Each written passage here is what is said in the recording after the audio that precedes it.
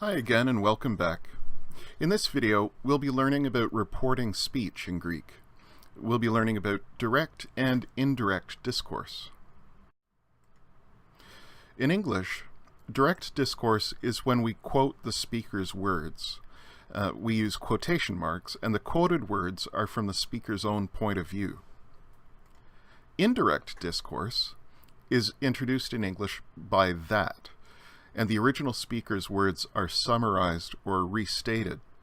Words in the speech are now from the summarizer's point of view. So, for example, this would be an example of direct discourse. Kelly said, "I want a sandwich." Khalid replied, "How about tuna?" "That would be fine," Kelly answered. If we turned the same conversation into indirect discourse, we would have something like this. Kelly said that she wanted a sandwich. Khalid replied that tuna might be good. Kelly said that tuna would be fine.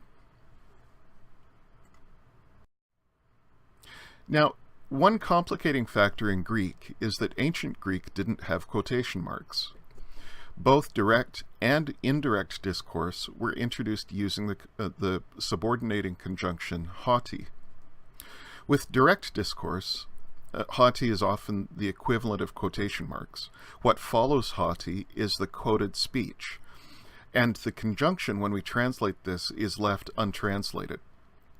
So if we were to read Jesus epe haughty emi hakuriasu, we might translate this, Jesus said, "I am your master," and put "I am your master" in quotation marks. Notice that we haven't translated haughty at all, because what it means is that the following words are direct speech. If we were to look at Greek indirect discourse, we would find that haughty now needs to be translated with that, and we don't use any quotation marks. So we could also read Jesus epe haughty kuriasautese, and translate this as Jesus said that he is her master. Now we've translated haughty with that, just like in English indirect discourse, and we're not using any quotation marks.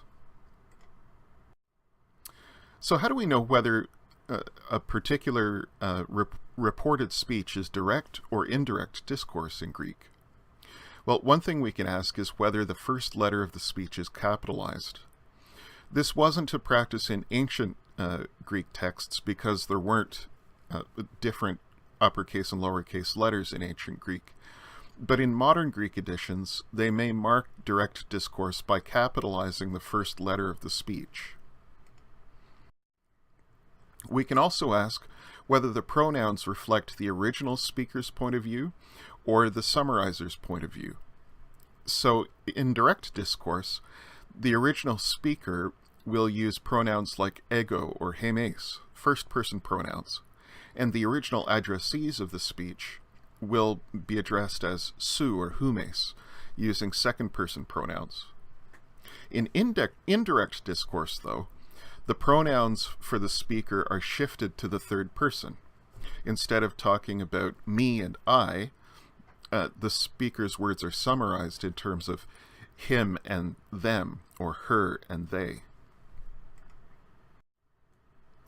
We can also ask whether the person of the verbs reflects the original speaker's point of view. In direct discourse, the actions of the original speaker will be expressed using first-person verbs, and the actions of the original addressees of the speech will be expressed using second-person verbs. In indirect discourse, again, like with the pronouns, the verbs expressing the speaker's action will be shifted to the third person. Instead of saying, "I did such and such," we'll now say, "he or she or it did something." There are two catches here when we're coming from English to Greek. The first is that indirect discourse in Greek doesn't correct the verb's tense. In English, when we summarize somebody's speech, we shift the original speaker's verb tense. So looking at the English example here, in direct discourse, we might say, "He said, 'I am your Lord,' and am there is in the present tense. But if we're later on reporting this speech using indirect discourse, we might say in English, he said he was her Lord.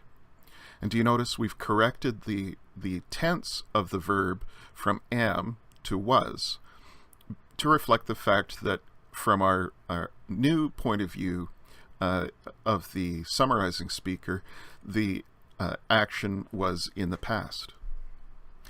In Greek, though, Greek keeps the original verb's tense.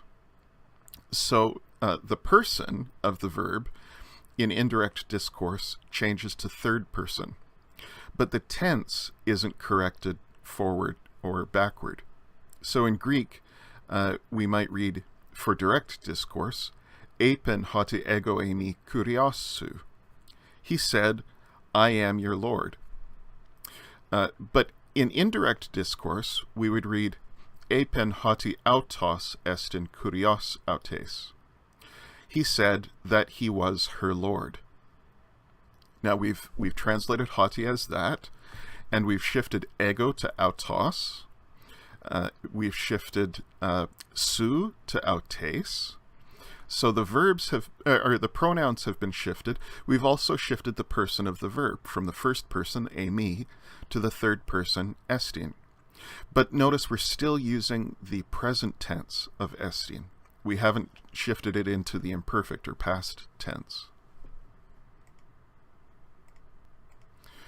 Indirect discourse also sometimes replaces indicative verbs with infinitives. There's no real parallel for this in English.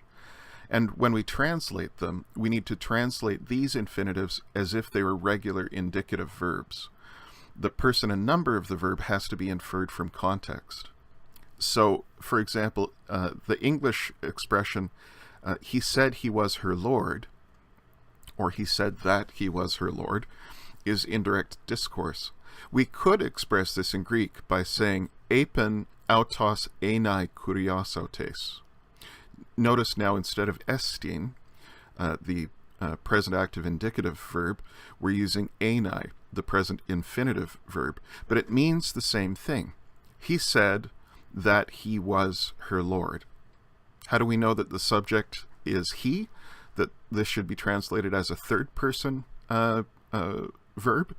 Well, just from context.